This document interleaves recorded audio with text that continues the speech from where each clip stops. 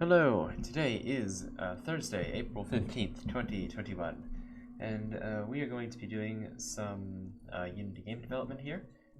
We're going to be working, or going to continue the work on the stuff that we've been doing. Let me open this up. Yep, oh god, my hair. Ugh. Apologies, it is a bit overcast today, so the camera seems to be a little bit darker. The good news is that it seems like the lighting in my room is doing more work today. So, oh god, okay. Apologies, had to check out that my microphone is actually working. It didn't look like it was for a moment. Something looks off. Why does something look off? Is that right? Yeah, that is right. Okay. Guess it's just my imagination. Anyway, yeah, the lighting in my room should be doing a little bit more work today. So I should have less lighting changes and therefore less adjusting the camera. Anyways, we have been cloning a game called Chicken Invaders.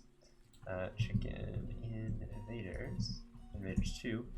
Specifically Chicken Invaders 2 because it has a little bit more in terms of, it's just a little bit better, in my opinion. But anyway, it looks a bit like this. So we have got our little ship, we've got some weapons, and yeah. That's what we've been working on. So what we were working on yesterday is the sort of power-up system. So in this game you have like a weapon, and then you can collect a power-up, and then you upgrade your weapon. So we were kind of working on that yesterday. We got that working for one of the weapons, but we need to get that working for the other weapons, and we also need to actually get the other weapons built. So I went ahead and actually added some more projectiles. So you have a little bolt here. The third weapon in the game is a bit strange. It's a laser, so that's going to be fun to work on, and yeah, we're going to do that today. So the first thing we got to check out is how we're actually going to do the laser. Actually, no, the first thing we need to do is I want to make the background a little bit darker so it actually looks like we're in space. I've been meaning to do that, but I just haven't. Much better. Okay. So, as a reminder, if we press Q, we get an enemy wave that spawns so that we can sort of test out our ability to do various things, you know, to actually kill them. Yeah, we added the animations yesterday as well. I know the firing animation looks a bit derpy, but that's actually what it does in the, in Chicken Invaders. That's how the ship actually looks when it fires. It's a little derpy, but, you know, it is what it is. This is just from, I think we have it like an on destroy or something. Yeah, we have it on destroy, and it's fine. Okay, so we actually need to build, I think it's a laser weapon is the yellow one, if I remember right. So you have the red one, which is the normal one, the green one, which is the, like, energy kind of bolts, and then you have, like, this laser looking thing. So this is going to be interesting because it's not actually a projectile, it's a beam. And the way that it works is you like hold down fire and it shoots a laser like outward.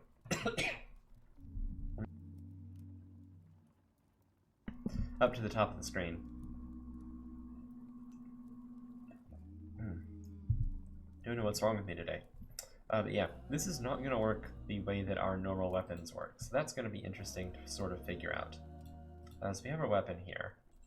Let's edit this really quick. How do we actually... I think we need to go into here. Yeah, edit script. Okay, perfect. Come on. I should have booted up Visual Studio before I started this. I didn't really think about it though. Okay, so yeah, the way that we do this is that we have projectile information. This is interesting. So with the fire, yeah, alright. So what we need to do is we need to, well, we have a couple things we can do. One of them is we could make the projectile, we can have different types of projectile information. I actually don't know if structs can follow an interface. Let's check that really quick. I actually don't know if this is a thing you can do. Interface. Would this even help us? No, it wouldn't. Never mind. That wouldn't actually help us. Well, no, it actually might.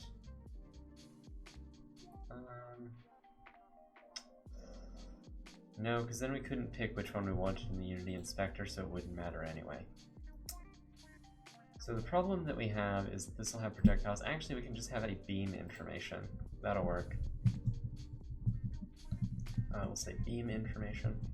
So the projectile information thing that we have right now, all it does is it tells us what prefab we want to spawn, what rotation, what offset, what amount of damage it does. The purpose of this is so that we can have projectiles that kind of spread out.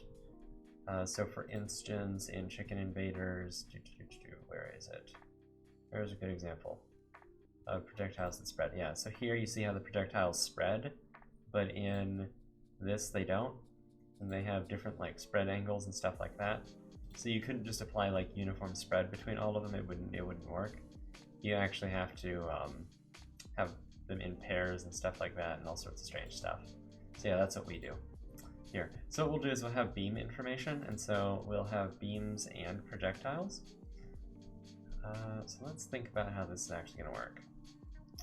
So this will need a vector 3.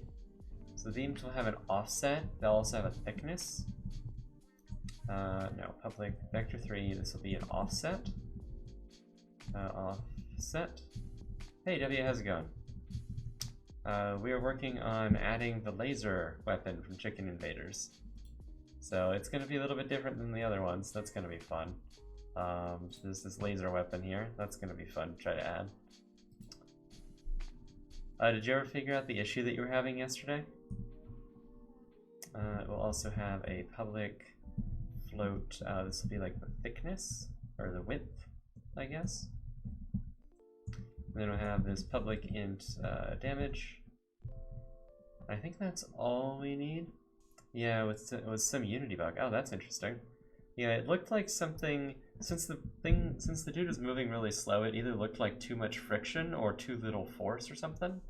But I don't know, I didn't really, couldn't really watch it that much. I actually had to go to the store, but yeah, from what I saw, that's what it looked like. But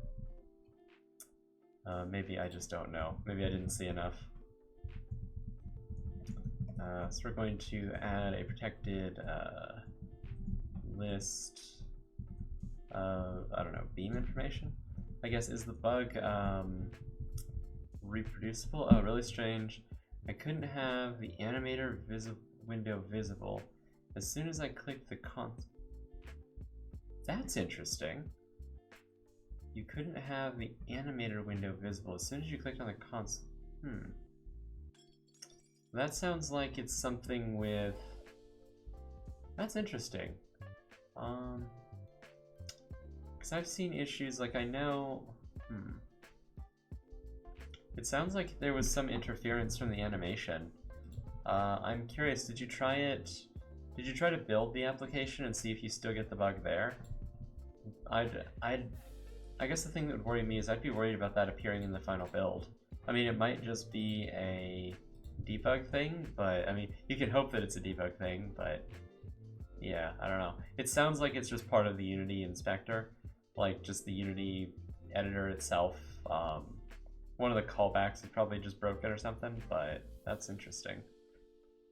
Well, time to make a thruster sprite. Hey, percentage guy, how's it going? Yeah, hopefully. Yeah, I don't know. If it were me, I would test it in the final build, just to be sure. But I don't know. I used to do... The only reason that I say that is because I used to do, like, Android development, and, like, early on with Android development, even if something worked on, like, the demo device, you're like, I'm gonna build this just to make sure. I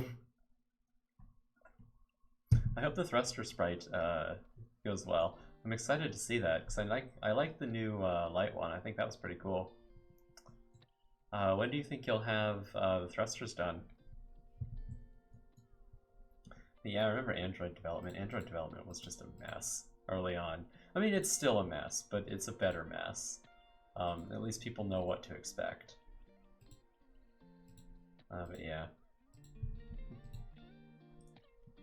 Like, anytime I develop anything for mobile, I'm like, I have to test this just immediately or it's gonna be a mess. Okay, so whenever we fire, what we want to do is we also want to create beams. Let me see. So a pickup component, and then we'll have So anytime we fire, we need to create beams. So for each, not projectile information, but beam information.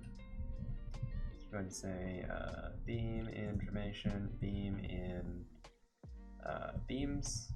Yeah, beams. What we will do is we will create a line renderer. So we'll probably say public line renderer. This will be the prefab. So basically all we're saying here is that whatever we assign to this field needs to have a line renderer. It doesn't necessarily have to be, it doesn't just have to be a line renderer, so it'll have a game object associated with it as well. So what we will do is we will say instantiate, and we'll say line renderer. So the issue here is that we need to check basically every physics update if we need to check every physics update if well, actually, let's make this into a component. Yeah, let's make this into a component because we need to have something that manages this line renderer. So we'll say beam component. So what this beam component will do is it will manage the actual way that the beam looks. So percentage guy, what do you think of the idea of having a secret level, as I said? You think you're going to try to do something like that? So we'll say beam component, and this is the prefab. So this thing will do stuff in the fixed update. So this will have a public line renderer, no, it'll be protected. Line renderer. Okay, so the first thing we're going to do is we're going to just test this out. Wherever that might be. Okay, so I'm going to create this will be a beam. 0. What we want this to do is we want this to stretch from whatever its origin is to the top of the screen. Then if anything blocks it, we want it to go to whatever is blocking it. Kind of like the laser here is doing, so it's colliding with the wing there, and so that's why it's stopping. And so what we'll do is just end up putting the origin point like at the wing, and then we'll have then we'll have it stretch to the top of the screen, and whatever it hits, it will stop at. So the way that we're going to do that is with a line renderer. So in Unity there's a component called a line renderer, and it does basically what you would expect, which is it renders a line. If we can we not see it in 2D for some reason? Does it normally not fit in? Normally doesn't face camera motion only, sorting layers default. I thought we could align this to transform Z? No. It says that it's view aligned, but I can't see it. Does it not have 2 points? It has 2 points. And one of them is at not where we want it. If we put this here, now can we see it? Yeah, now we can see it. Okay. So as you can see, it renders a line. And if we set the first position is at 0, 0, and the second position is at 1 or at 0, 1. So if we said 0, 5, now it gets to be a really long line. Perfect, right? Okay. So this will be the actual line renderer that we're going to use to render the beam. And so what we're going to do with the beam component is it's going to go from its origin and it's going to do a raycast up to the top of the screen, and then it's going to see if it hits anything. And then if it does, then it's going to set the length of the line equal to whatever it hits. So we're going to add a beam component. Let's go into our little beam component here. What on earth? Okay. Thought I had 2 copies of the soundtrack open, of Twitch soundtrack open, but I don't. Okay. So I have our line renderer, and what we're going to do is in fixed update, we're going to do a physics 2d.raycast, and we need to give it an origin, so this will be transform.position, and then the direction is going to be vector2.up, so like that.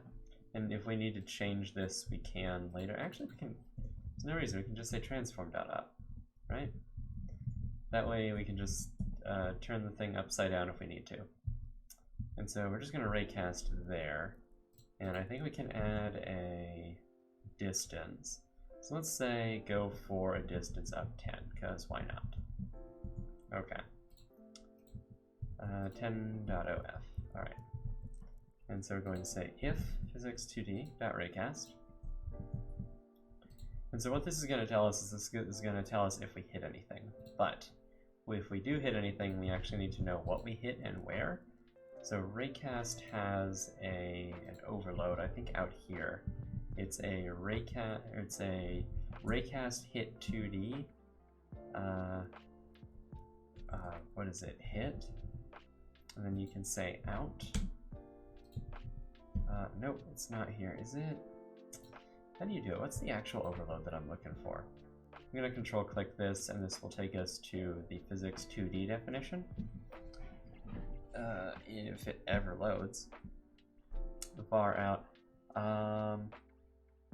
Does it need to be? So now you can use var. I just don't know where the actual, like where in the overload it is, where the out one is. Oh my god. Wow. That is... next update will also add some ambience instead of... So yeah, var out. So the syntax is...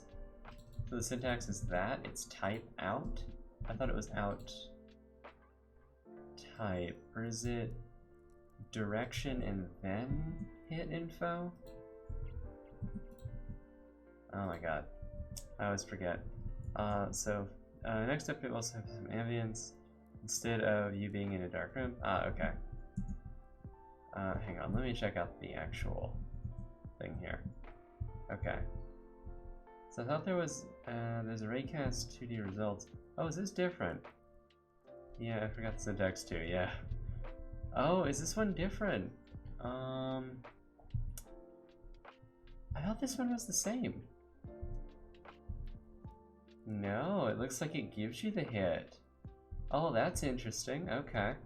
Okay, I can do that. This one actually works the way that I think is sane. So what we can do, I think we can actually say raycast hit 2D hit. Oh wait, no, we can't declare a variable here, unfortunately. So what we'll do is we'll just say that this is the hit. It apparently returns the hit here. But okay. And so I think, is hit a struct? I think it is, right? Yeah, it is. I thought there was a way to tell if you give it a distance. Oh god. What is the actual syntax of this? I thought it was raycast though. So raycast. I guess we'd have to give it, no, that's a contact filter. So that's the number that it hit. Well actually, if that's the number that it hit... Oh wow. Look, something in Unity that actually returns a list. That's amazing. So I think hit.collider. I think there will be no collider if there's no hit, right?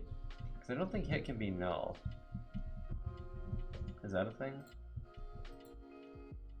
How? Wait, I thought... Am I wrong about structs? I thought structs couldn't be null. Or am I just making that up?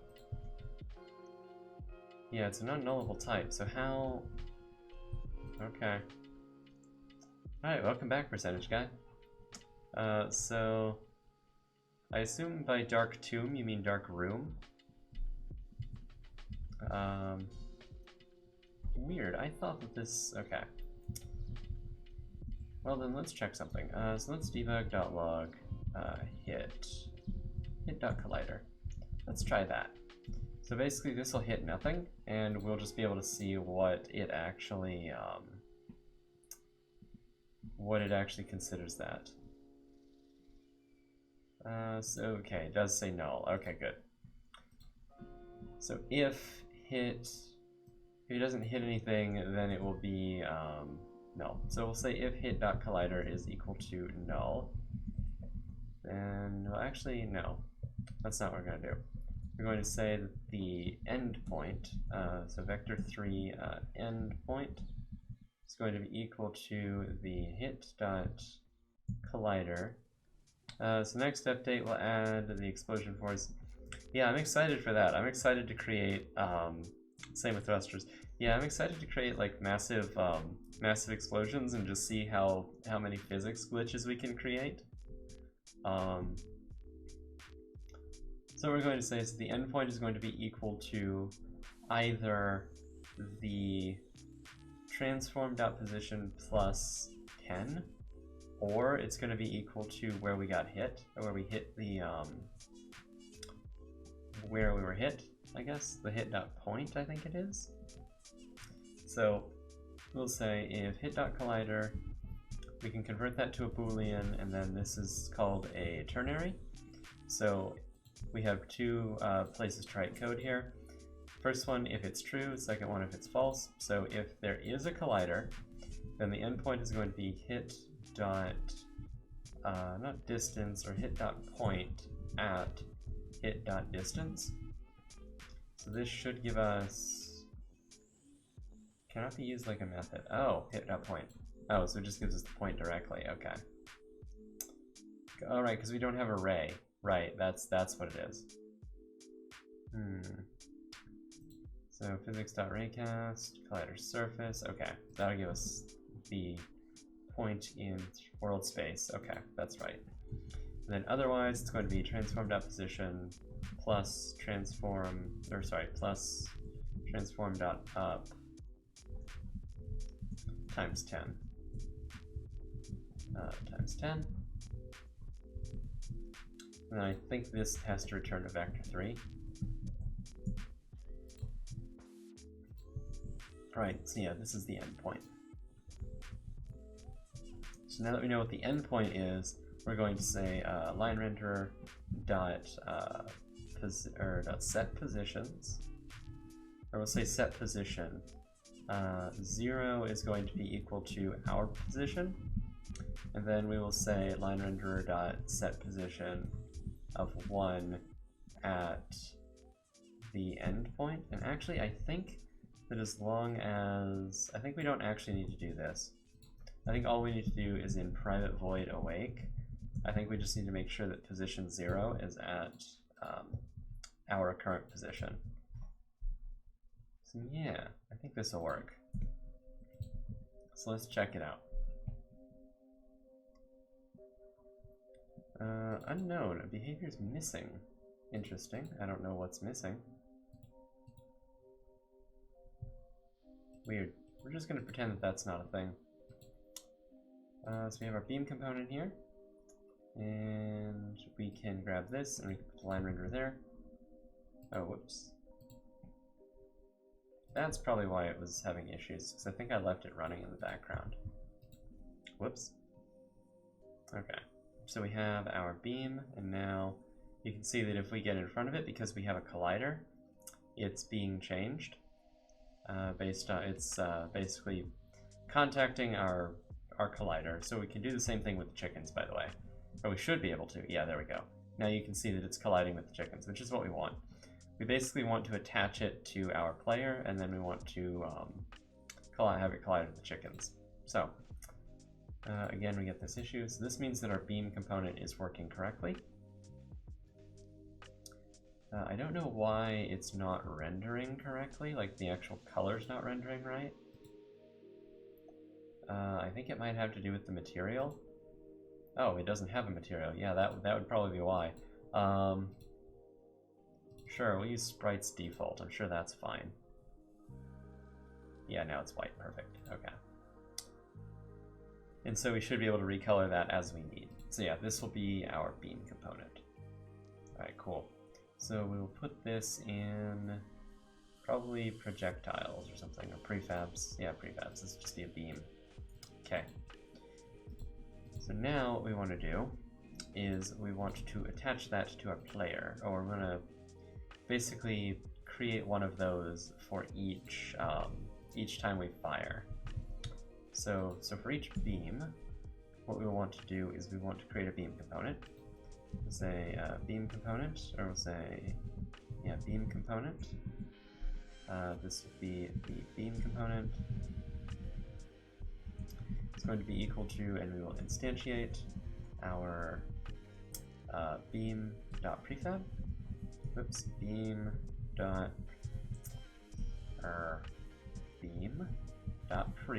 there we go.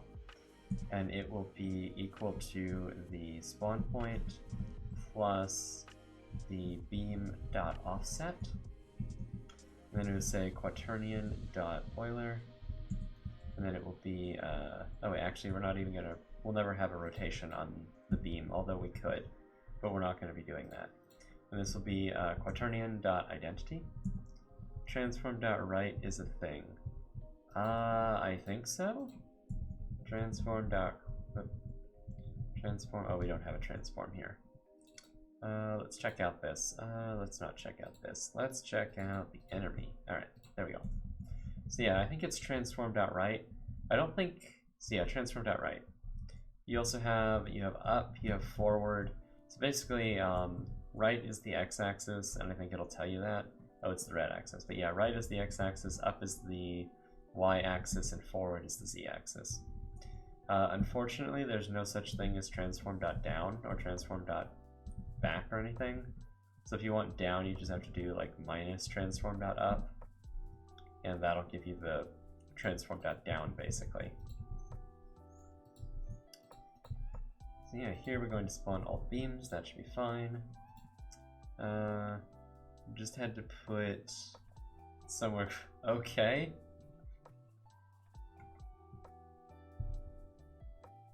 Uh, 0.926 or 2960666. That's weird. So we have beam component, and then what we want to do is we want to parent, I think, the beam component to the player. But we don't have the player. Oh, interesting. Okay. That'll be interesting. Alright. So what we'll say is we will destroy the beam component after, I don't know, half a second. Sure, that's fine. We actually, so in fire, I think we need to pass in who's firing stuff. But what we will do is, we'll not worry about that for now. So let's create the beam weapon and just see how it looks. So let's create a, oh, what is it? Create a weapon. This, we're going to call this the yellow weapon level 0. So this would be like the beam, like the low level beam weapon. So this will be, let's have our beam prefab here.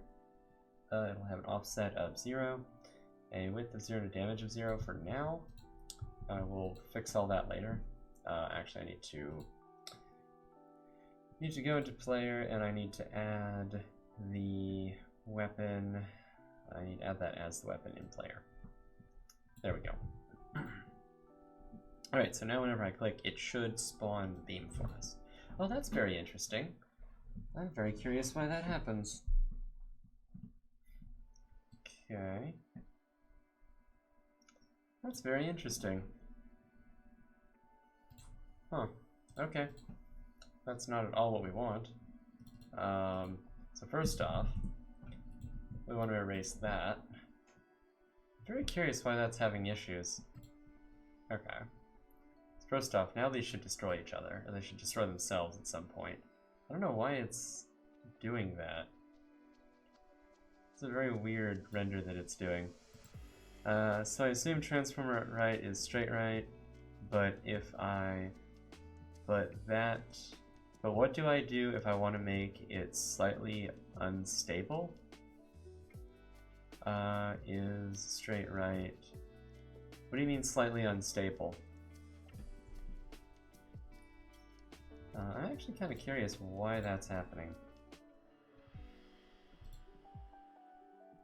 Oh, because it's not, the fixed update's not ticking. Okay, right. So this is in the fixed update. So what we want to do is we want to have a protected void, and what we want to do is, I guess we'll call this, sure, we'll call, or not deal damage. You know, make it turn. Make it slightly turn. I mean, so if you want to add like a kind of, I guess kind of like a spread to it, there's a couple ways you could do that. It depends on how you want to, well, there's a couple ways you could do that. I think there's a way that you can rotate a transform by a quaternion. So I think if you do something like transform.right times, and I think you say quaternion.Euler, or is it quaternion.Euler times transform? It might be that. So not quaternion.Euler, but quaternion. I think you can do quaternion times transform.right. I think that's the thing. Something like that. And then we'll say var rotated is equal to. So yeah, I think what this will do in this case, so this should be a vector 3. So my understanding of what this does is this should take this transform and it should rotate it by 5 degrees. So you should be able to do random.range of like minus 0.5, or sorry, minus 5 to, you know, positive 5. And so what you'll get here is this should give you a transform that's rotated maximum of 5 minus, you know, between 5 and negative 5 degrees from its original axis. If that's kind of what you're looking for like making it like a little bit unstable, if that's what you mean.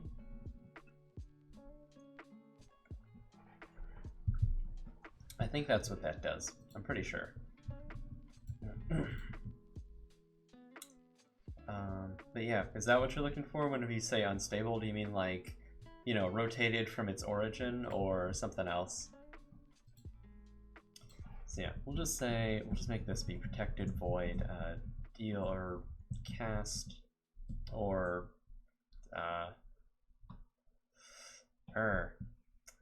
set positions, because it's not going to do that. It's also going to deal damage as well, because really it's going to be dealing damage. So we'll do that. Or I mean, really this could just be like an update or like update beam. Sure, let's say update beam.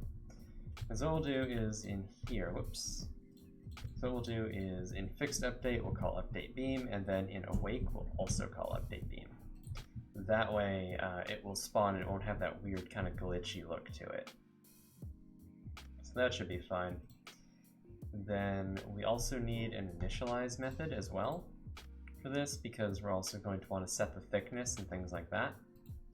But let's make sure that we've got rid of that glitchy look really quick. So yeah, it looks like it stopped glitching. Okay, that's good. So now the other thing, well, we need a couple other things. First, or the next thing we need is we need to create an initialize method. That way we can have this beam render, or this beam component, manage the actual line renderer. So we're going to call this public void initialize, something like that. And then we'll call update beam here. We don't really need to do this. We can just have this stay in awake. But we'll say, I think it's line renderer dot, is it width? Oh, so it's a width curve. So we can say the start width. And we'll pass in the width here as well. Float width.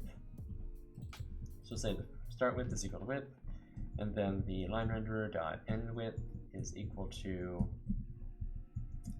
width. That way we can set the width in here. And I think the default should be something like 0.1. Oh, those can't have default values. Oh, that's interesting. I wonder why not. Very odd. Okay. Anyway, in the yellow weapon, we'll have the width be 0.1 maybe. Now it should be a really thin little beam. It is not. It's having that interesting, oh, right. So the issue is that we're not calling initialize. And we can actually move this into the initialize as well, so we'll just call beam component.initialize, and then we'll initialize it with the beam.width, something like that, and we'll take this and we'll move it into the actual beam component. And we'll do this in initialize, because why not? And we'll just call it on GameObject, and destroy itself in half a second. We could probably pass that in with the initialize, but I don't think it'll be relevant. I think all the beam weapons will have sort of their own, or not their own, but they'll probably have a universal kind of change. Okay, this is good. The issue now is that it doesn't follow the player.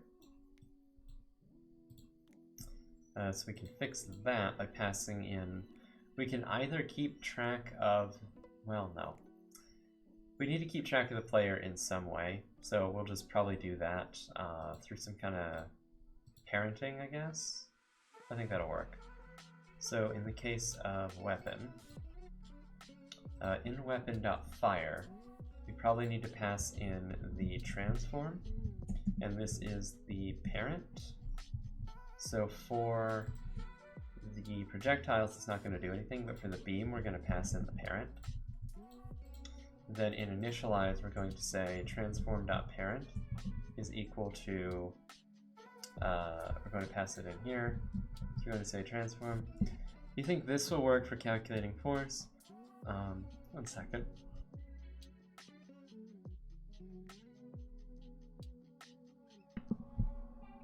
So do you think this will work for calculating force? Transform.right times force plus scale.x plus scale.y. I would just use the average of x and y scaling. Yeah, so I'd say use the average of x and y scaling. Otherwise that should work though, because otherwise you're using the composite, and so with that, if you're using the composite, then that means that something at scale 1 will have a blast force of 2 times the normal, but I mean you could also spawn them at half size.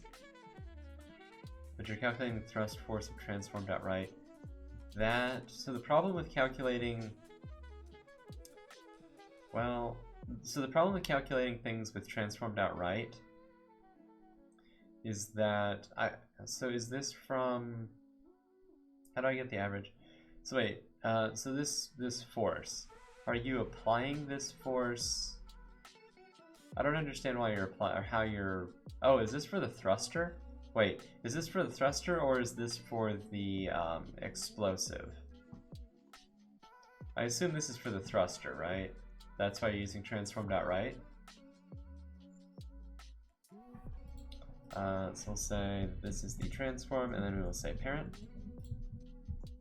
And so what we'll do is we'll say that this parent is equal to that parent. So the idea is going to be, this is for the thruster, okay. So to get the average, it's actually really easy.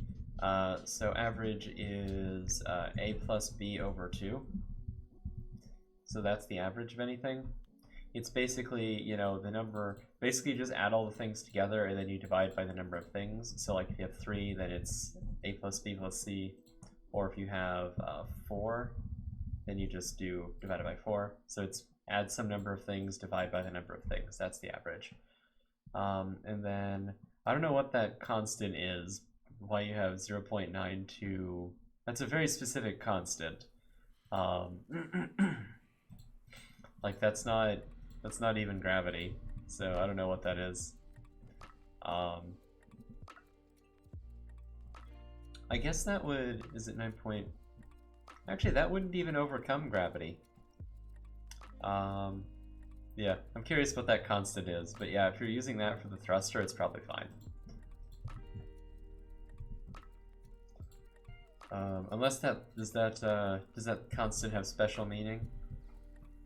Is that what it is? Okay, so we'll initialize the width with the parent. And so what this should do now is it should cause the player to become the parent, and so now the beam, whoops. Oh. So the unit is not following, or is not passing this in, so we'll just pass in the transform. And now it should work. So the beam should follow the player at this point. That's interesting. Why does that happen? Why does that happen? That's very odd indeed. So this is setting... That's odd. How does this work with enemies? That's interesting. Why is that colliding immediately? Oh, it's colliding with the player. That's the problem. That's why we're getting that issue. It's colliding with the player. Huh.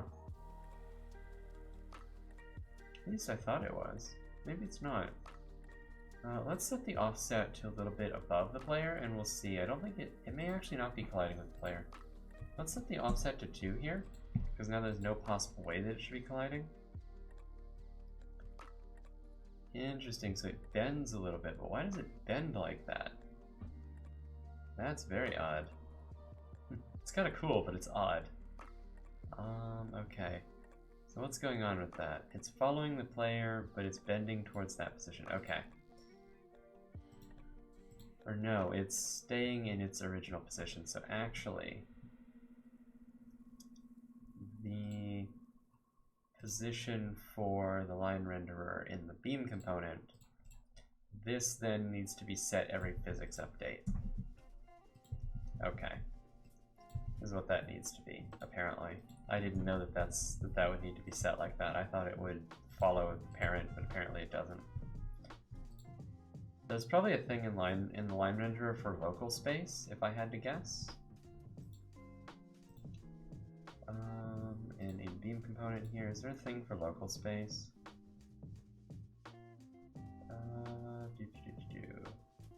It's in stretch, it's in view, receive shadows, that's fine. Also, next update will have a slight physics change. What are you going to change about the physics? Is it going to be like the gravity or something? Ah, here we go. Now you can see that we have the beam that does what it needs to do. So now you see if we do this, you can see it collides with the chickens. So yeah, that looks kind of cool. Okay, we need to just make sure that it aligns with the player. Okay. So before everything had a mass of 1, and now things actually have proper mass. Okay, that's good. I've always been confused by the mass in Unity. I don't really understand how it's supposed to work. It doesn't seem to follow... I don't know what the unit for mass is in Unity. It doesn't seem to be like kilograms or anything. It seems to be just some weird arbitrary number. It's like I've tried to do like basic math with it and it doesn't seem to work. I assume, so percentage guy, I assume the mass is going to scale with the size of the object, right? Like if you scale something up, it's going to have more mass.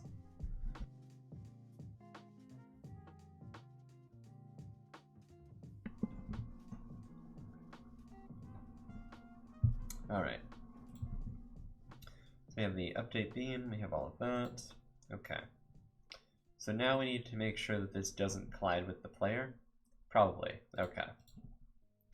So yeah, we need to make sure this doesn't collide. It basically just needs to not collide with whatever actually created. I don't know if Unity actually recalculates mass. That's an interesting point. I would imagine it does, but maybe it doesn't. So with the raycast, is there any way... So we can get all the results, or we can use a layer mask. So I think what we'll do is we'll get the results, right? The array determines the maximum number of results that can be returned. So I think we'll pass in a list here. No, that's not going to be what we want. So we could use a contact filter, but I don't know how contact filters work. So, okay. Alright. So I think the only way to receive the maximum number, or not the maximum number, but all the results, is to have a list. So it's a question of whether we want to clear a list normally. So we'll do a protected, well, actually, I was going to import lists that's in system collections generic. And then we'll have a protected list of, I believe it's raycast hit 2D. So this will be called hits, and then we'll just create that as a new list like that. Then what we can do, contact filters are easy. Okay. Maybe you can help me through it. What do you need to do? I guess the thing that I need to do is I need to not hit one specific collider. Yeah, I need to basically not hit one specific collider. Like, I know what collider I don't want to hit, and I just have to make sure that I don't hit it. So let's see, contact filter 2D. Filter is a new contact filter 2D. Is assigned whatever used. So is there anything, what can we do with this?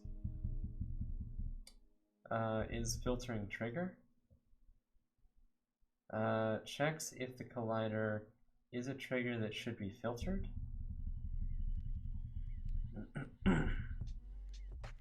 So wait, is there no other, should they collide with other raycasts as well? No. They only need to collide. No, they shouldn't collide with other raycasts. It's just that the thing is the filter is just required.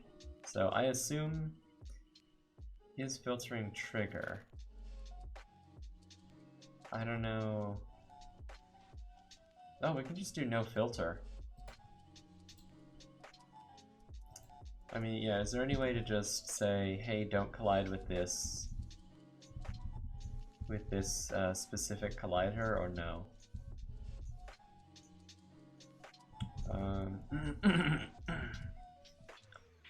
The object that should not be hit, and add them to ignore raycast layer.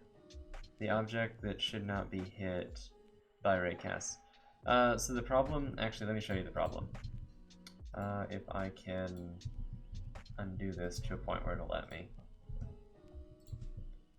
So the problem is that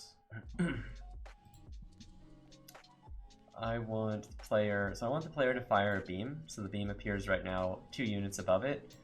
The beam needs to appear above the collider, but it needs to, basically whatever unit shoots the beam needs to not get hit by the beam.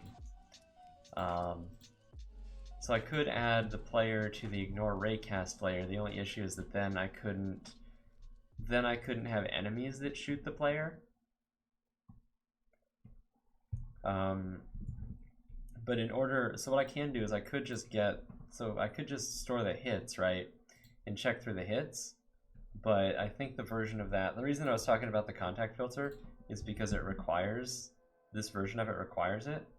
Not that version, but the version that returns a list. Wherever that might be. Here it is. Yeah, this one requires a contact filter. And I guess we can just raycast to add the player to a layer and ignore that layer. Yeah, I could do that. I like to have things that are like super generic. That's the only reason that I'm not too keen on that. But I think what we can do is we can do like contact filter, just no filter. Or wait.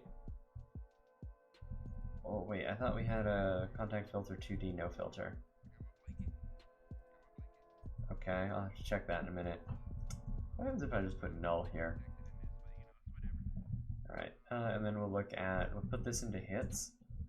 Then we'll just scan through the results.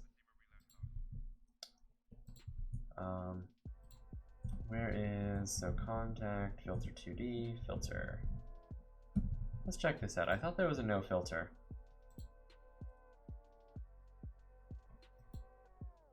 So, wait. So I have to have, am I correct that I have to have an instance of this to get a no filter? I don't understand why. That's... you could have a layer mask as an inspector value to filter. Yeah, the issue is that I just... thruster needs a force multiplier 52 to move. Thruster is probably the smallest item in the game now. So you could have a layer mask. Yeah, the issue that I have with putting things on layers is that I don't...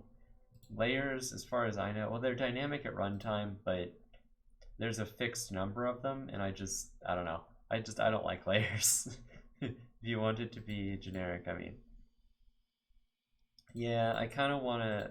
The thing that I want to do is I just want to say, like, there's this collider, and I don't want to hit this collider. That's kind of what I want to do. It's like, I just want to be able to specify what that specific collider is. Because, like, maybe later on, you know, there's, I don't know, some enemy that has, like, a beam weapon that has, like, friendly fire or something, right? Like, I know it's kind of, like, down the road, but I don't know. Just not a huge fan. No layers. Well, it's not that I don't like layers, it's that I don't like to use them. I don't like them being like my go-to solution. Like, they're good for some things, but whenever it's like, yeah, I don't like using them because there's a fixed number. It's the same number, it's the same thing as like tags, right? Like, you can use tags for a lot of cool things, but it just becomes painful after a while. But yeah, you don't even get 31 layers. Like, you can run out pretty fast, and I don't like it. I want to be able to say, like, it's not that I don't want to hit a specific layer, it's that I want to hit not a specific collider. But I don't understand why I have to have a no filter here. But that's okay, we can do a public, no, not public, we can do protected, contact filter, no filter. What does it say, filter? And can this be static, or is this going to be an issue? It's going to be an issue if I make that static, unfortunately. That's fine, we can just have no filter here. Alright. So yeah, that's the thing I was talking about, percentage guy, is that the issue is that whenever you add mass, it seems to, like, not make any sense. Like, the numbers get really, really large for some reason, and I don't know why. So this will be... So I think there's a preference somewhere that says not to hit self. Oh, is that a thing, really? Oh, right, I know what you're talking about. It's in project settings, physics 2D. Right, it's that colliders don't hit themselves, right? There's a thing in here, I remember now. That's right. So, query start in colliders. Is this the only... Just had the tooltip, come on. Alright, whether a ray or line cast that start inside a collider actually detect the colliders. Yeah, okay, you're right. That's what I wanted. So now we shouldn't hit ourselves. Okay, thank you, that makes everything so much simpler. Alright. Yeah, that makes it so much simpler and so much faster as well. So hit dot point, vector 3, all that should be fine. Uh-oh, we need to get something back that I broke. No, we don't need that, Go back. Okay. So we can get rid of all of this. And I think all we need to do is we need to have that. And then we say raycast hit 2D hit is equal to that. So the thruster works, the scaling doesn't. Okay. I don't know how you managed to break the scaling. That's interesting. So we can get rid of this hits thing, and so we have our hit, and then we have that. Alright, perfect. So now, if that works, which I think it does, all we need to do is go into the yellow weapon here, and then set it to start at 0. Actually, we can say maybe 0.2. Oh no. Scaling works. The scaling thrust doesn't work? The force adjust doesn't. Oh, okay. So yeah, now we have, yeah, okay. So now we have our beam weapon here. That's cool. I like that. Yeah, that works exactly the way that I wanted it to. Okay. So now, oh, the force adjust doesn't. That's interesting. Curious how the force adjust doesn't work. What do you mean by doesn't work? It just doesn't get more thrust, or it doesn't move? And I guess, how are you measuring the thrust? So now that we have that, all we need to do, so in the update beam, we need to set, we need to do damage to anything we hit. So whenever we hit something, we need to say hit dot, or no, we need to say, well, we've determined the endpoint, that's fine. What we can do is we can say if hit dot collider. So if there's a collider that we actually hit, we can say the unit component unit is equal to hit.collider.get component in parent, and this will be the unit component. And then we can say if there's a unit, or if there's a unit, I swear I'll get pistons eventually. Whatever. It's at some point. I'm pretty sure Steve Notch probably said something at some point. It's like, we'll get pistons some point.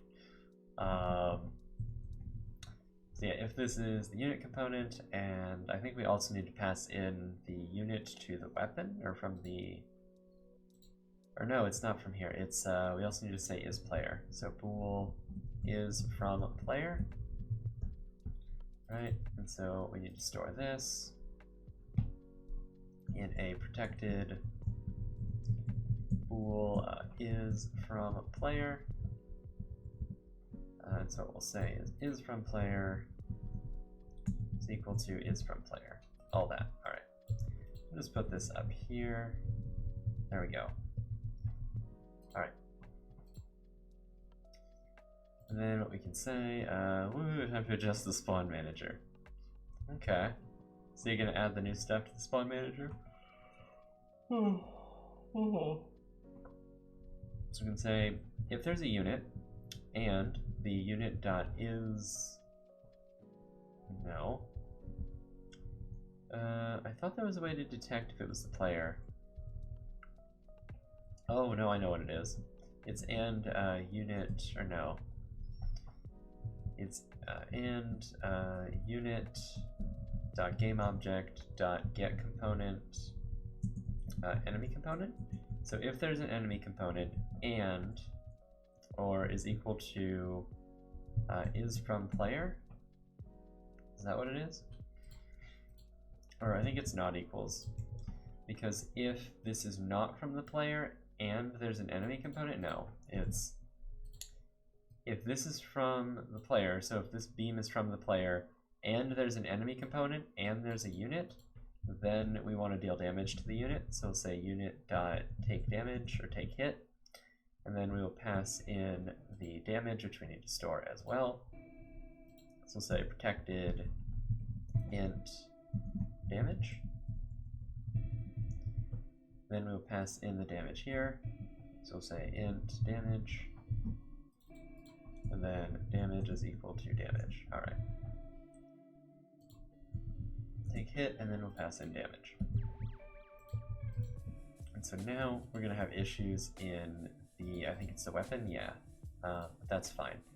So the first thing we need to pass in is the width, then we need to pass in the damage, so we'll say this is beam.damage. Should just use the dynamic spawn manager in game. Yeah, maybe. Then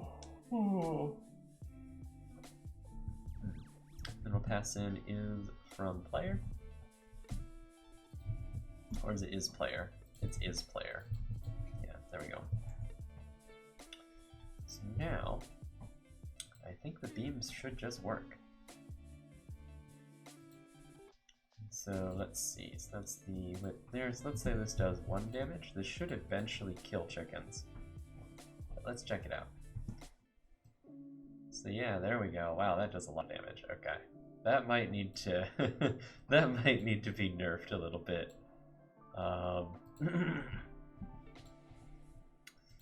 Yeah, that might need to be nerfed just a tiny bit. Maybe just rebalanced.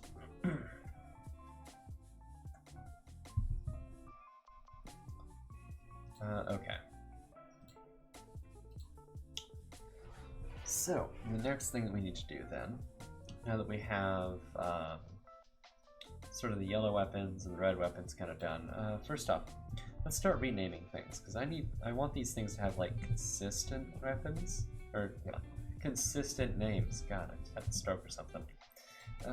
Red weapon level 1. Yeah, so we'll call this red weapon level 1, yellow weapon, all that stuff. So let's rename all this. This is red weapon level 1, red weapon level 2, and red weapon level 3. Cool. Level 3. Yes. Then this will be the yellow weapon, and to make it actually yellow, we will go into the beam here, and we will make this yellowish? Yellowish. Yeah, that'll work. Alright. So let's copy that, and let's put that over here. There we go. And actually, we can make the beam kind of change color a little bit along its length. Actually, let's do that. Why not? Let's make it kind of a darker yellow near the bottom. Okay. So now, level 1, yeah, there we go. Yeah, that's way too powerful. It's crazy. That just cleans out enemies. Probably need to just make the health a little bit higher or something. Well, actually, these probably need to last not quite as long. What's the actual fire delay? The fire delay is 0.25, so the beam only needs to last for like 1/3 of a second. Really, it needs to be the reload time, and a little bit less than that. So it's probably better. So it does 4 damage per second. That would mean that enemies probably need approximately 4 health or something, or maybe let's say 8 health. So it's about 4 damage per second, so you have to focus it for 2 seconds to kill 1 enemy. That's probably fair. And then the actual damage for the red lasers, those can do about 4 damage each. I'll say 3 for these, and then we will 3 damage there. And then we will have 3 damage here. Maybe even 2. No, we'll have 3. It's probably fine. But yeah, now it shouldn't be that destructive. Yes, now we have to focus it a little bit, but it's still pretty powerful. Might be firing a lot faster than I think it is. Yeah, okay. So let us... What else do we need to do? Oh yeah, we need to put in the upgrades for this as well. So let's make that work. So this will be the red weapon upgrades. Say upgrades. Yeah, like that. And let's duplicate this for the yellow weapon upgrades. And so we'll have the levels be, I don't know, there'll be 4, sure. Let's duplicate this a couple times. So at level 1, there'll be 2 beams. This should just be a copy, yeah, okay. And then it'll have an offset of 0.1 and minus 0.1. Back. Alright, welcome back. So yeah, I was gonna say, yeah, you probably should just use the dynamic spawn manager based on what you're describing. So we'll say a width of 0.1, say maybe a width of 0.2 for like a central one here. Then we'll have minus 0.1 and minus 0.1 for like 2 smaller ones on the sides. We'll have 0.1, and we'll have minus be always second of UV 0.1. Yeah, something like that. And that'll spawn out front, so I think that this will probably be at 0.1. Something like that. And then if we add another level here, then this will have 2 thicker beams on the outside and 1 thinner beam on the inside. 0.2 and 0.2. This will be at 0.15 and 0.15. Something like that. Alright. And now what we need to do, player. I think we need to set the upgrade for this, is that right? Yeah, the upgrade needs to instead be the yellow weapon upgrade, and then we have pickup here. And I think this, this one has the weapon upgrade in it. Yeah, okay, oh. Wait. Why do you not have... No, you can store that there. Why does it not... Oh, is it a pickup type? Oh, it is. Alright. This will be a red weapon pickup. And then let's duplicate this to make it a yellow weapon pickup. Alright. Well, we can't duplicate that actually. Well, actually, what we need to do, let's go into here. So weapon upgrade. Ah, okay. This will upgrade the weapon. Ah, okay. So what we need to do now is we need to actually pass in which upgrade we're going to use. So we'll say upgrade, upgrade in here. Then in the weapon upgrade pickup, we need to actually pass in a type of upgrade. So we'll say public upgrade. This will be like the upgrade path. And we'll pass that in. So now we'll get a field here that we can use. Yeah, okay. And so in the red weapon upgrade, we'll pass in the red weapon upgrade path. And then in the yellow weapon upgrade, we'll pass in the yellow weapon upgrade path. Alright. And so with this, we can say unit dot, or yeah, actually, we need to say upgrade path is equal to upgrade. There we go. That way, if we have a yellow weapon and we change to a red weapon, we will get the red weapon, or we collect a red weapon upgrade, we'll get the red weapon. So in here, I'm going to pass in a yellow weapon upgrade. Actually, let's spawn a couple of these. There we go. Okay, so what we'll do is we have this weapon, and now we grab this one. Oh, we have the red one. Why do we have the red one? What happened there? So the yellow weapon upgrade should have yellow weapon here. That has red. I don't know what happened there. Yeah, that's weird that that's happening. Okay.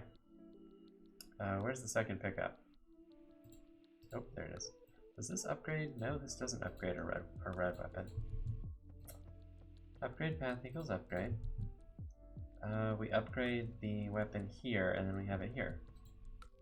What's the issue here? You know what? I don't think I'll give the remaining item in the game, ragdolls, a sprite because they just fit in. Yeah, I think that's true. I think they do kind of just fit in normally. Wait, why did that happen? Oh, that's interesting. Okay, I guess I never assigned these, that's the issue? That looks like the issue, okay. It's good to know I'm not crazy. But yeah, I think that's a good point, is that the ragdolls do just kind of fit in how they are. Okay, yeah, so now we have 2 lasers, okay, and we do tons more damage now, because we have the 2 lasers. Same with rotors, they also just fit. Did we destroy, what happened there? Did we, oh. Did we destroy the, or did they pick it up? I'm actually curious what happened there. Why is the pickup getting destroyed? That's very odd. I think it's getting hit by one of the eggs, but I don't know why that's destroying it. That's interesting. Alright, let's check out the... Oh, I know why. Right, because if it's not the player return... Wait, player equal... Oh, wait, no. If not player return... Huh.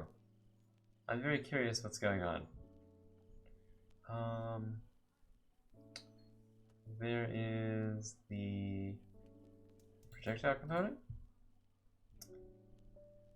So if this is from that, there's no unit return. Why is that being destroyed? That makes no sense. Oh, I know why it's being destroyed. Okay, I get it.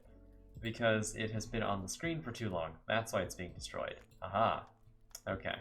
So yeah, level 2 and level 3 like that. Okay, that needs to be spread out a bit more.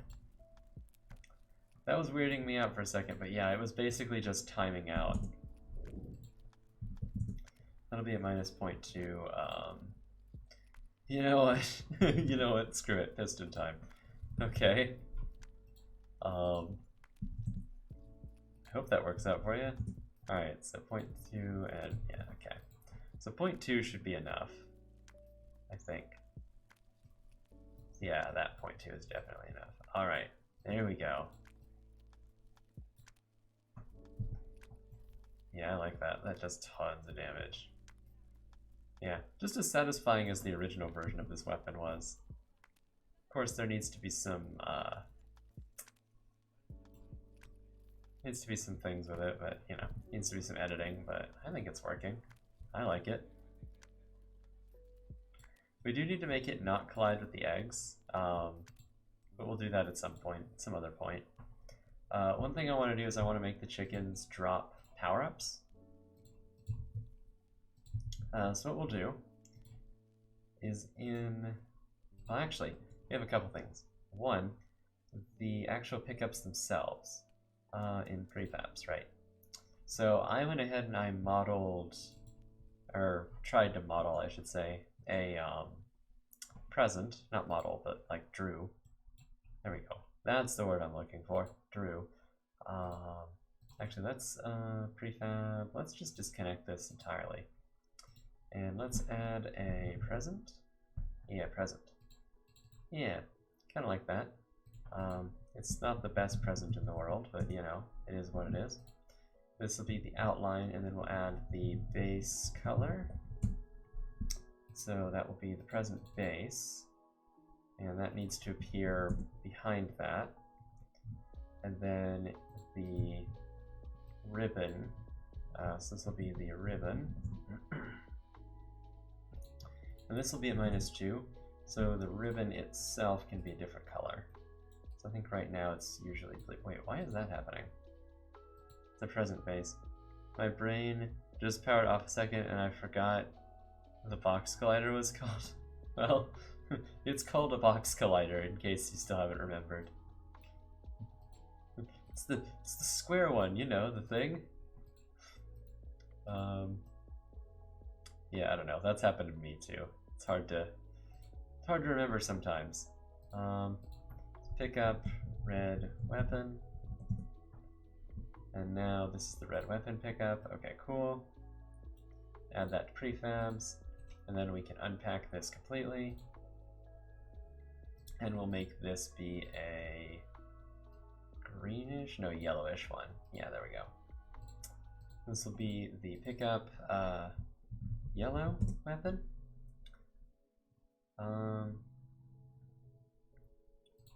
And there'll be the yellow weapon pickup. Okay, cool. There we go. And we'll work on the green stuff maybe either later today or tomorrow. I was like, cube collider? No, wait, square. No, what? Yeah, it is weird to me that it's called a box collider 2D. It's called a box collider. Oh, wait a second. That's not what I wanted to do. It's called a box collider 2D. Box collider, yeah, okay. So what's the difference between fields and properties? So I will talk about that in just a second. Let me finish this rant. So the thing that bothers me, or one of the things that bothers me about Unity, is that if you have a sphere collider, right? Okay, that's great. The 2D version is called a circle collider, as it should be. I don't know why it's called a circle collider 2D, because there's no circle collider 3D, and there's no such thing as a 3D circle, but whatever. But then it's called a box collider, and then they call it, instead of a square collider, no, they call it a box collider 2D. It annoys me. Okay, anyway, rant done. So the difference between fields and properties.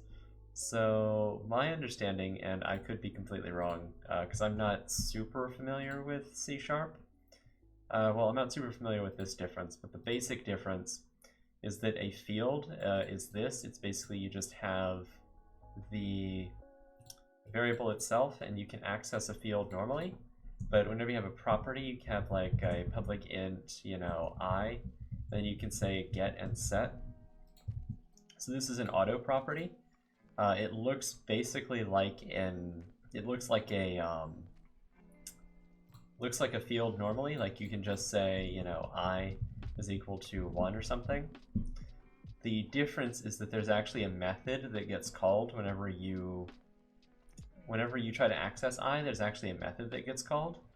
So if you wanted to, you can go back, like, let's say you wanted to make it so that I could never be greater than 5 or something. So what you can do is you can say protected int, actual I, because this is what people usually do. And then you can say, whenever we do a get, we're going to do an expression defined member where we just return the actual I. Whereas with set, we can do, we can say if value greater than 5, then I is equal to, or actual I is equal to 5. Otherwise, I is equal to, or actual I is equal to value. So basically what you can do is, and notice we didn't have to change any of this, and whatever was accessing the property doesn't know. So that's what properties, that's the main difference, is that you can go back and sort of retroactively add this get and set code to a property. There's a couple other differences as well that I'm not super familiar with, but that's like the main one, is that you can also have like a public get, or public, like the set and get can have different access modifiers. So you can have like a public, int I, and it could be like, a public get, but you can have a protected set. So it looks, well, actually, you can have get and protected set. So this is a public get. Basically, anyone can get access to it, but only this class and subclasses can set it. So that's one of the other differences, is that with fields, it's an all or nothing. Like either it's protected get and set or public get and set, but there's no way to do this with a field. So like that's one of the main differences as well. But properties, as far as I know, they compile down to methods. So you can also point like an action at a property, but you can't point it at a field. So similar thing with that. I hope that answers your question. So by the way, what would I use if I want two specific box colliders to not collide with each other? If you want two, well, so percentage guy, one thing you can do is you can use collision layers. So in physics, like if you want one type of collider not to collide with another type, in which case should I use it? For properties, give me 1 second. So percentage guy for colliders, what you can do is if you put colliders on a layer, so like if you created like a layer called player or something, or actually let me give a better example. If I go to enemy, if I put the enemies on their own layer, for instance, so I can say enemy like that, and then if I put enemy itself on the layer and I change all the children, if you go into project settings, you can go into physics 2D, and then you'll see this layer map here. So let's say I didn't want enemies to collide with other enemies. I go to the enemy field here, and then it's this this row or this column. So this will tell you that enemies don't collide with other enemies. That's one way that you could do that. If you want it so that, you know, collider, like a very specific collider doesn't collide with another, that one's a little more difficult. I don't even know how you would do that. It's probably possible, but I don't know. I don't really know how you would do it. You'd have to do something. Yeah, I don't know if you even could do it, actually. I don't think so. I don't think you can make two colliders mutually not touch each other. I think it has to be on a different layer. Actually, I might just use like a joint slider or something. That's possible. But yeah. So as far as properties, I use property. Well, the problem with Unity is that Unity doesn't deal with properties at all. So for instance, if you have a public int I, and then you go to the player controller,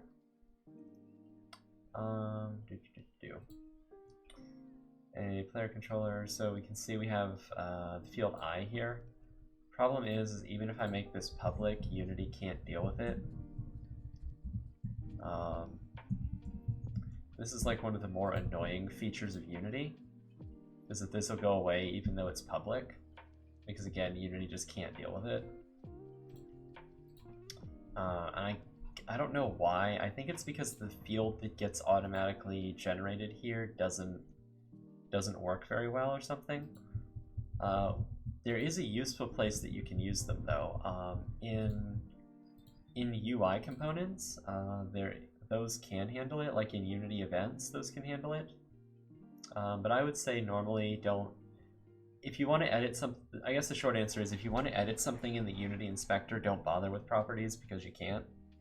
But if you have, like, let's say a slider, and you have like an on value changed, this one I think takes a float, right?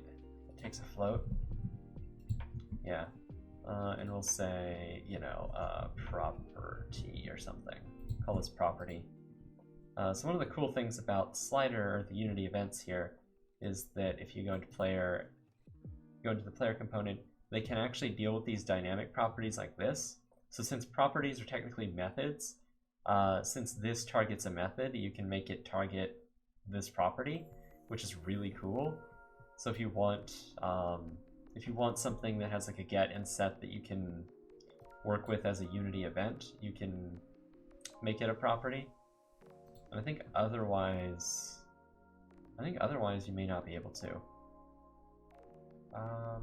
Because it doesn't look like you can mess with any of the other stuff. So serialized stuff you can't mess with.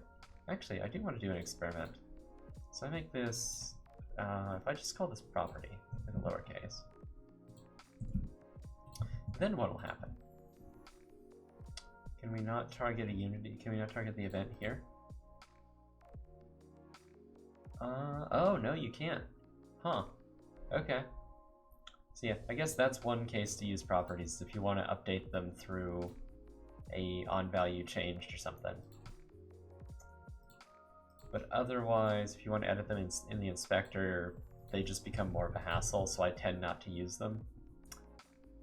If you only want to edit them in, you know, in code, then it's fine. I would just say use properties everywhere. But if you want to edit in the Unity inspector, then don't. Oh boy.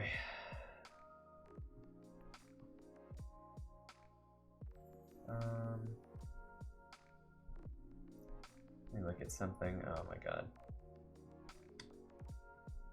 I'm not familiar with a joint or a slider joint. I'm not familiar with those. Also, is there any point in making stuff internal in Unity? From my understanding of the internal keyword, I don't think so. I assume you mean like, you know, the actual internal keyword. Like internal int A. I don't think so. If I remember right, internal just means you can only use it in this class, which, yeah, very rarely. So W, is my understanding you'd have to do some ASM def stuff to make it do anything specific. So the internal keyword, My understanding of that is that you can only use it inside this, basically inside this class file, right? Is that correct? Like, is that a good understanding of internal? Also, I have to look at this. Is it, this way? Yeah, okay. Because I don't ever use internal. That's my understanding of it. Is in assembly scope. Internal is in assembly scope. I don't know what that means. Is in assembly scope? Let me check that out.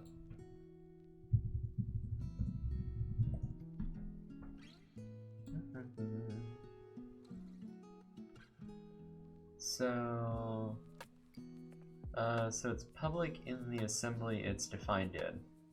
Oh, so it's like... Oh, okay. So it's basically, it's almost... It's very close to the way that Java does its protected keyword. Because Java does its protected keyword at the package level. So like if something is protected, it's public in the package sense, but it's private everywhere else. Yeah, I think I understand. For internal access... Yeah, okay, I think I understand. So basically public to the exe. Project is now assembly C#. Your project is now assembly C#. All code in that project can see internal fields. Okay. Yeah, so it's basically at the package level. Or not package level, but it's basically the way Java treats protected, but at a higher scope. Okay. So the thing about Java's protected keyword is that I hate the way they do it because it's completely useless. And so if that's what internal does, I'd imagine that it's pretty much useless in Unity. Like there might be some good reasons to use it outside of Unity, but I can't imagine any reason you'd want it. If you look at your solution, yeah, it's named assembly C#. So if I created another project or something, I guess you could use it for like editor stuff or something, right? And then in editor stuff, you wouldn't be able to see it, but yeah, I can't think of any good use for it. For any good use of, no, unless in Unity, but very rarely. Not useless in Unity, but very rarely, I see. I'll just say I've never found a reason to use it, like I didn't even know what it did, so... Has various pointers. Well, I mean, if you're using pointers in C#, I mean, it sounds like you just want to be programming in a different language. Like, part of the point of... I would say one of the benefits of using C# is that you don't have to worry about pointers. And if you want to use them, then just write your code in C++, and then maybe compile it against Unity and compile it into a DLL or something. And that might work. But yeah, I don't know. But C# gives you a little bit... I mean, like, I don't see why you would need pointers in C# because you have, like, the out and the ref keywords. So, like, you can basically get any of the functionality that you would need for, like, single pointers from those. Like, I don't see any... I wouldn't see any other reason. You'd have to have some very critical code to optimize pointer. Yeah, basically. But I mean, even then, if you're trying to optimize like some critical code, like just outsource it to a C++ library or something, and like compile it to a DLL. Like that's probably much faster than... That's probably a better solution than just trying to write like unmanaged code in C#. Like I really couldn't imagine why you'd need that. So I mean, that's basically what Unity does, right? They're like, yeah, C# is too slow, so we're just going to use C++ and then, you know, call the DLLs from C#. But yeah. I get it. I guess they are faster than out in ref probably, but I don't know. It's the whole thing where if you really want to use pointers, I would just say just switch to C++. It's probably just better. But yeah.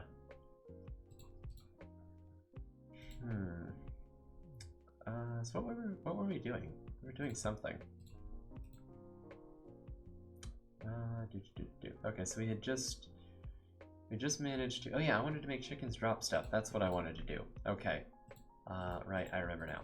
Okay, so we're going to have a what are we going to call this? Drop manager? Sure, drop manager. That'll work. Then we will have a what's it gonna be? A public list of something. So say using system collections generic. So we're gonna have a list of game objects. These will be prefabs, like things to spawn. And we'll actually have this be protected. This will be RR prefabs, sure. And so basically what we'll do is whenever we want to drop something for the player, we will just call this and tell it to drop something. So say public void, drop something. And all it's going to do right now is it's going to pick a random index. It's going to say index, not indexer. It's going to say index is equal to prefabs, or no. It's going to say random.range. So it's going to be from 0 because lists are indexed at 0 to prefabs.count. Prefabs.count, which, yeah, this is exclusive. What are dictionaries used for? Dictionaries are probably the best thing on planet Earth. So they associate like a key with a value. So for example, public dictionary string to game object or something. So this would be like name to game object. And so what you can do is you can store a string, and then if you store, you can basically tell the dictionary, hey, remember that this string is associated with this game object. And then you can say if I, so let's say we had, name to game object dot add, 1, 2, 3, and then this. And sure, we'll do, yeah, sure, whatever. We'll just initialize it. It looks terrible, but whatever. And we'll call this game object.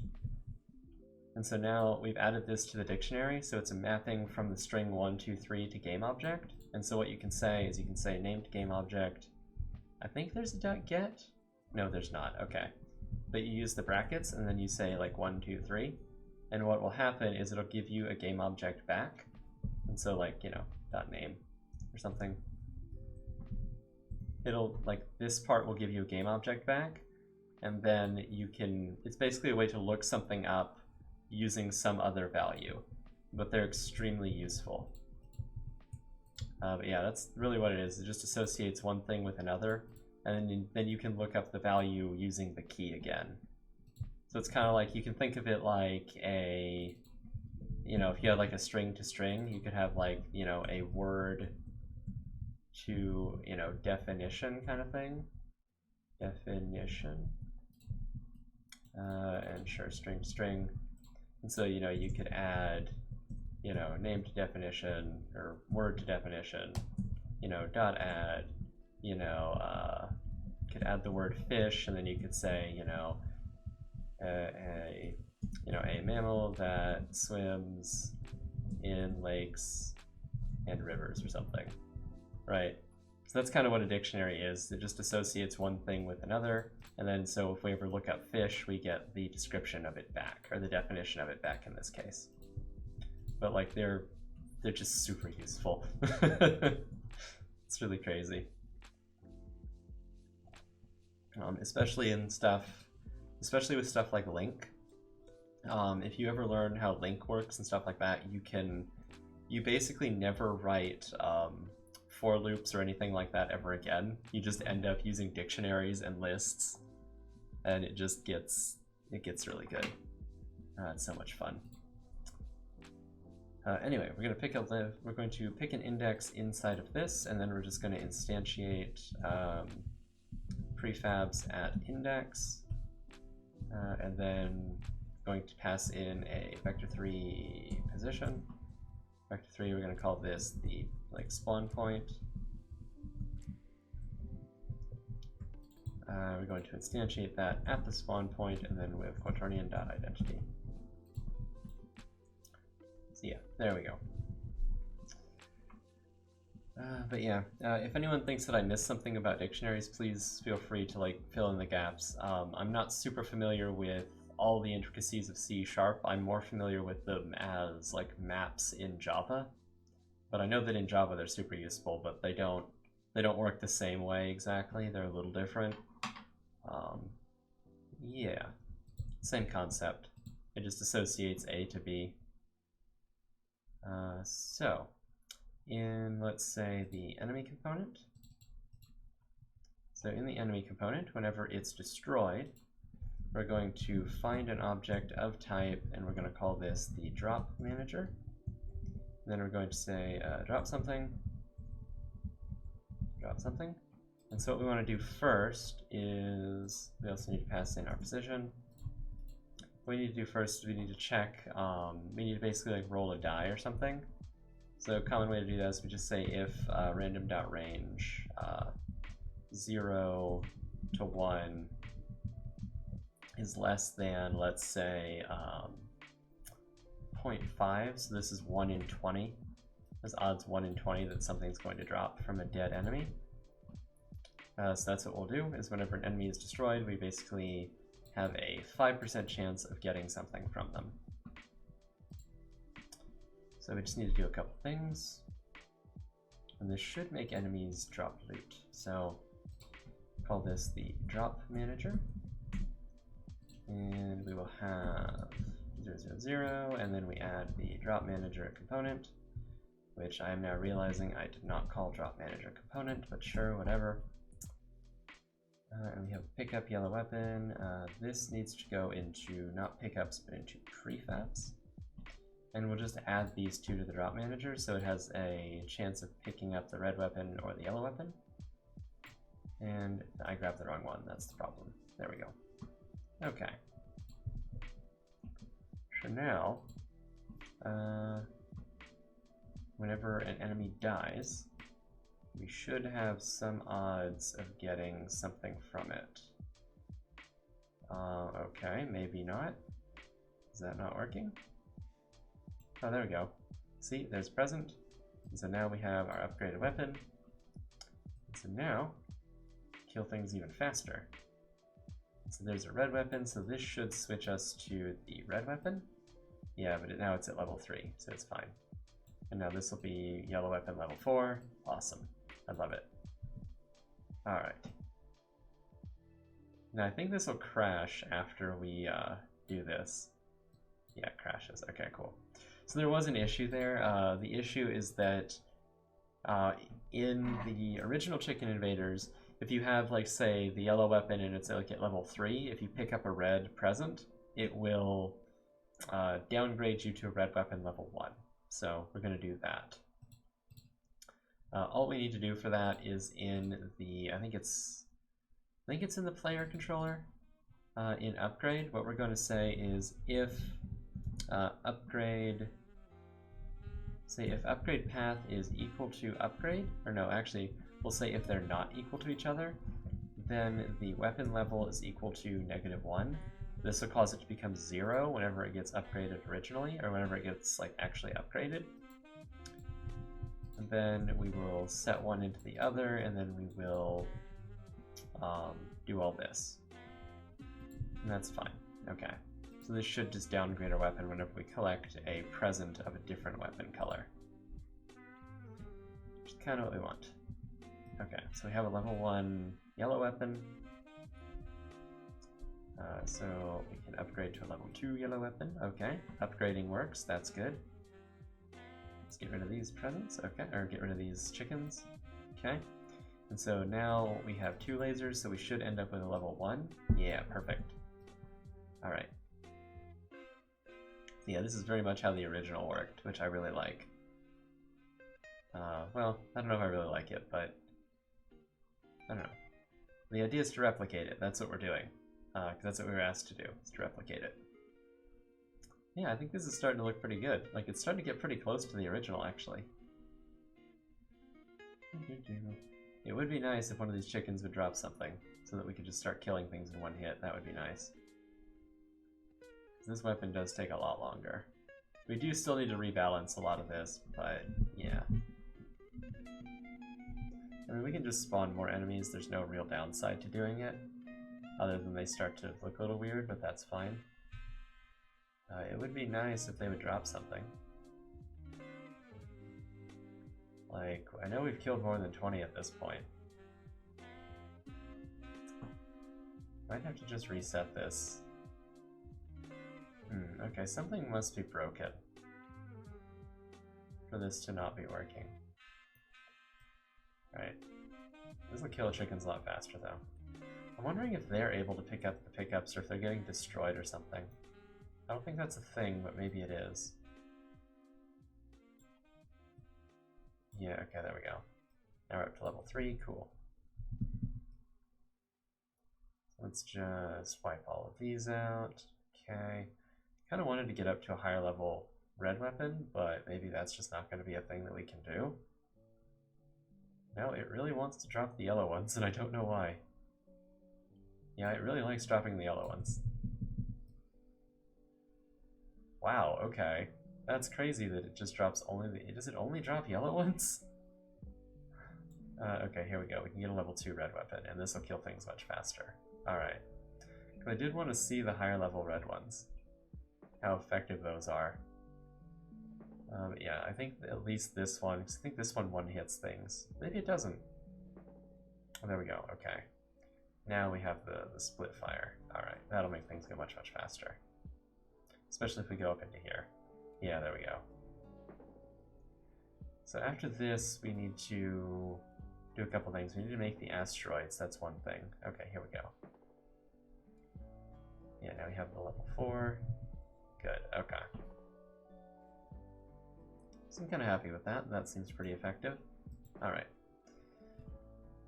So, struct in C sharp, I remember in C++ they were used like classes, but just for simple stuff. So the difference between structs and classes in C sharp, I'm not entirely sure the difference. I do only know, the only difference that I'm aware of is that structs are value types. Well, actually, there's a couple differences that I know. One of them is that structs are value types, so structs have to store a value. They can't be null.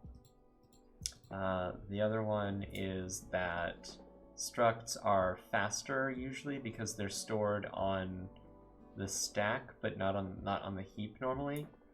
So like in computers, there's 2 types of memory. There's the stack and then there's the heap. The stack is basically where all of the computation happens. Well, it's basically where like it's like where simple stuff is stored. It's like where the active memory of the computer is. It's very similar to like the difference between RAM and ROM memory, but the stack it's where, you know, the program counter is and stuff like that. And then the heap is a much larger part of memory, but it takes a little bit longer to go get stuff. And all objects are stored in the heap, but structs are stored on the stack. I think structs are also passed by value, if I remember correctly, by default. But yeah, someone can chime in and tell me what I missed there. But I think all those things are generally pretty accurate.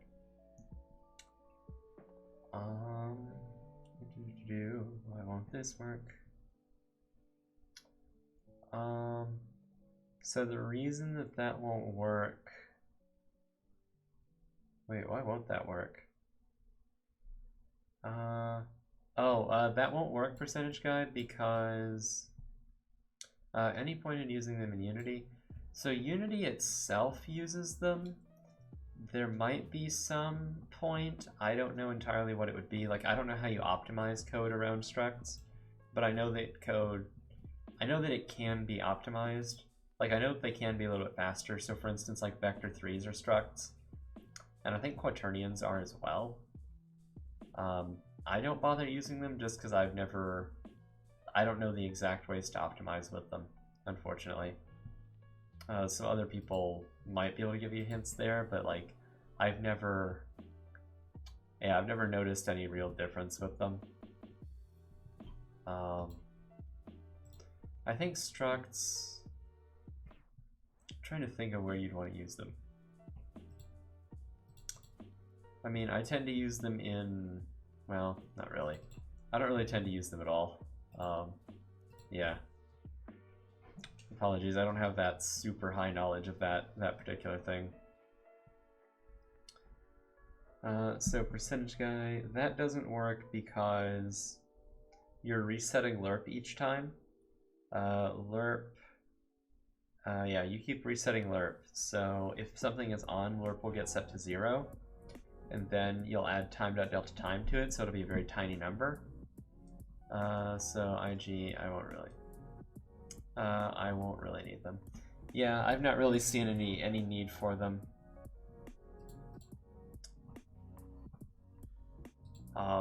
Like there's probably a way that you can optimize code with them depending on what you're doing, but they seem like limited versions of classes to me.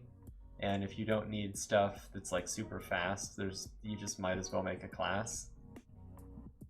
But I think for Unity, like internally it uses the vectors because they're a little bit, like it creates a lot of vectors and stuff and it moves them around quite a bit, so I think that's why it uses them. I mean, I guess if you had something that you really wanted to be passed by value and you wanted it to be immutable and stuff like that, then it would be worth using a struct, but normally that's not what people want in Unity. But yeah. I mean, I guess if you're using, what about enums? So enums, an enum is just a fixed set of values. So it's guaranteed to have one of X values. If you have like a public enum, direction or something, north, south, south, east, and west or something. So if you have like a public direction here, so this would be direction, then you know that this is guaranteed to have one of those 4 values and it can't have any other value. I think it can have null, actually. Really? These are value types? Really? Oh, wow. I did not know that. That's really powerful then. Okay. So yeah, it's guaranteed to have that. It can't even have null. Oh, that's cool. So yeah, that's basically, it just means that it can have one of 4 values. You can also associate these with integers, and I think you can do that arbitrarily. So you can have stuff like this, where you can convert this to an enum. So if you do, west, west, and then you convert this to like an integer, you'll get 3 back. So you can use it for things like bit masking. So you can do like 0, 0, 0, and then if you wanted to have a little bit more in terms of bit masking. So this would be 1, 2, 8, and 16? Or no, 64, I think? Or no, wait, 16, yeah. So these could basically be used as bit masks, and that's one use for them, is they'll have, like, do something, yeah, I don't know. You can use them for bit masks, is what I'm trying to say. That's another use for them. The thing that I like to do is you can actually add extension methods to these as well, which is like a really cool thing. So in check DC. All right, give me a second. Still broken. Well, what's broken about it?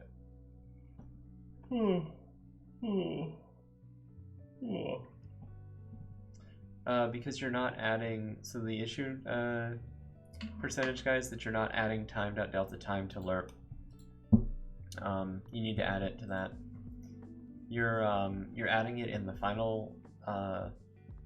You're never updating lerp, is what I'm trying to say. Oh, why are you not affiliated yet? So yeah, the issue, I don't know why I'm not affiliated yet. I wish I, well, actually there's a couple reasons. But actually let me double check. I think it's because of watch time. Or I think it's, let me check it out. It's not this, it's, oh god, stop. It's that, it's the stream manager, community, content, oh god, what is it? Is it insights? No, where do I actually see it? Oh god, where is it? Is it analytics? No. Summary achievements. So what it is it's average viewers, that's what it is.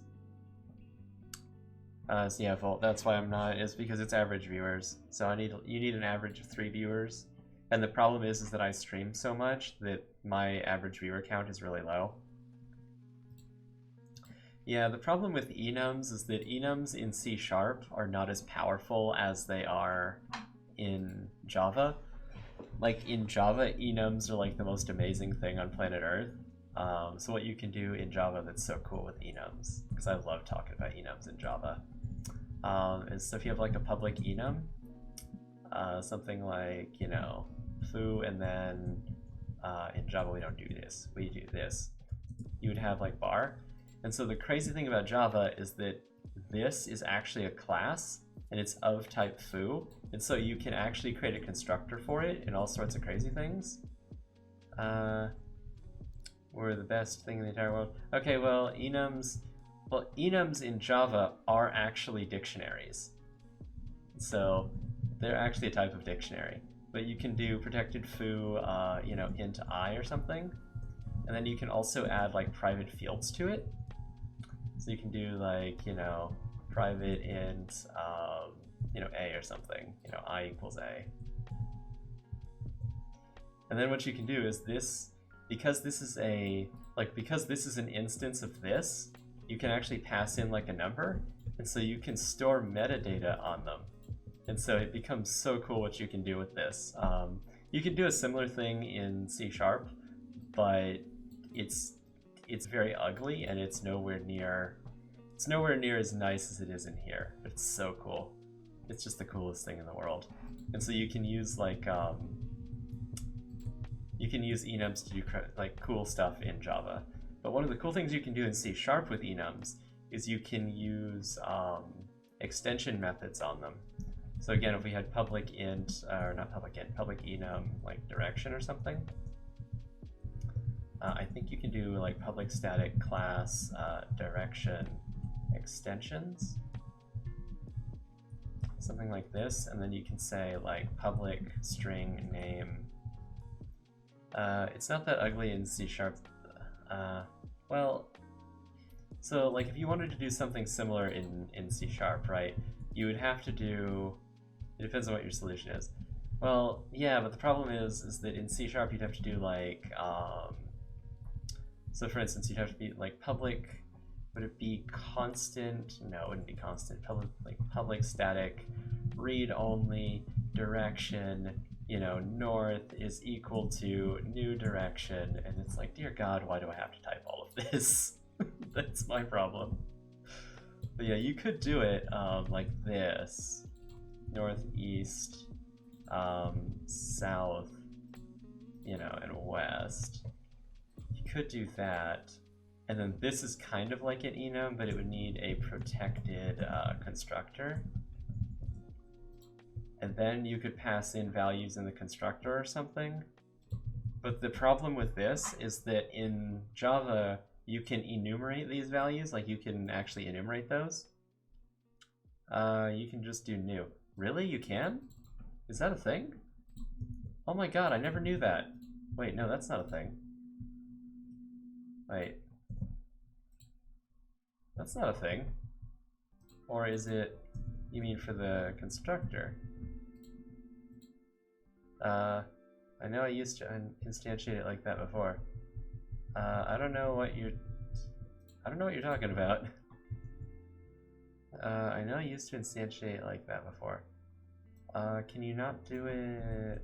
Can you do it this way? It doesn't like that. Oh, it's a C#9 thing. Okay. Yeah, I think.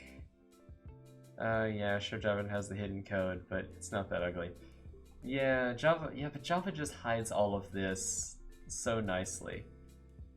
I guess if you come from Java, it can be jarring. Yeah, it's annoying to have to do all of this yourself. And then in the case of Java, you can enumerate these, and you can also convert the uppercase string north, or you can convert the string north into this, like into an instance of this enum. So like Java hides a lot of this for you, and I don't know that there's any good way to do it. I don't know if there's any good way to do it in C#. I mean, it's just kind of annoying. And I mean, sure, you can do a similar thing. Like, you can also, if I recall correctly, you can put attributes on enum values. So you could do it as an enum, and then you could have, you know, north, north or whatever. And then you could put like attributes on this, I think, and you could do whatever you wanted here. But like, yeah, it's coming from Java and not having having enums have their power just diminished so much. It's sad.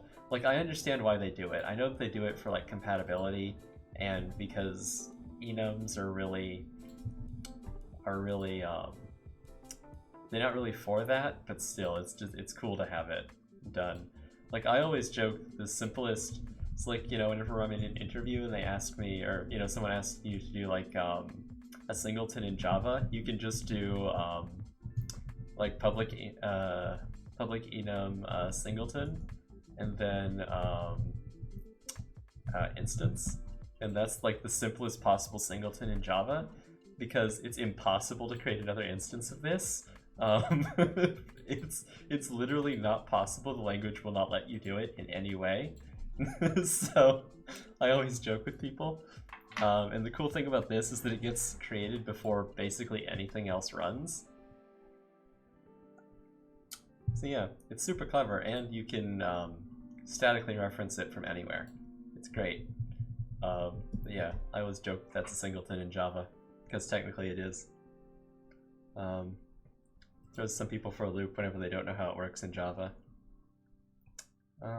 So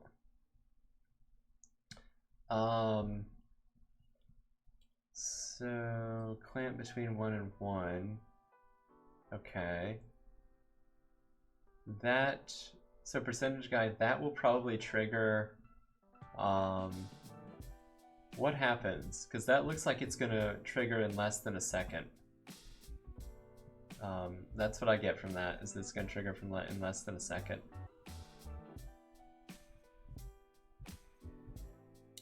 Because what you're doing is you're calling that once per frame, and so update is going to be called, it can be called like hundreds of times in a second.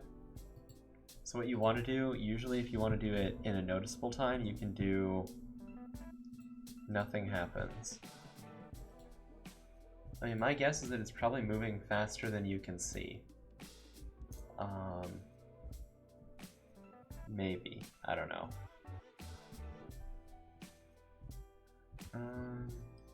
Well, actually, no, that would... The only thing that does happen is the is-on thingy toggles. Get keycode X is on. So if it's toggling vector3.lerp between piston.position and the new position.x, I mean, it looks like it's happening... My guess is that it's probably happening faster than you can see. What I would do is I would replace that lerp. I would do lerp plus equal to, you need to understand that the piston would stay once fully extended. Do this. Delta time. Do that. What that'll do is that'll make it lerp over 10 seconds, so you can actually see it move. And you can see if it's doing. You can see what happens when the value of lerp changes. And tell me how that works out. But that is going to be the end of the stream. Percentage guy, you can still reach out to me on Discord and I'll talk to you. But yeah, thank you guys for watching. Thank you guys for being here. I know someone did subscribe and I missed it. It's C Live Strong. Thank you, or C Lives Strong, or C Live Strong or something. Something of that nature. Thank you for the subscription. Or not subscription, sorry. Follow. God, I used the wrong word. Oh, too many different platforms. Sorry, I'm used to YouTube, so that's why I'm making that. That's why I'm saying that word. Anyway, Vulcan is like, oh, he is right. I forgot. I was going to raid Vulcan. Right. Thank you. I think he feels bad that I raid him all the time, but I don't know anyone else. Or is that true? Hang on, let me check all my other stuff. Everyone else. What's everyone else up to? Nope, literally no one else. Okay. Well, Vulcan it is. Alright, so thank you guys for tuning in. Thank you for hanging out. We're gonna raid Vulcan. He's doing some good stuff. He's pretty smart. He knows a lot of stuff. Can ask him questions. I'm trying to stall while I disconnect everything because I want to listen to his stream as well. Anyway, I'm gonna start the raid. Tooth, disconnect that. Reconnect that. Whoops. Disconnect that, disconnect. Alright, see you guys in a bit.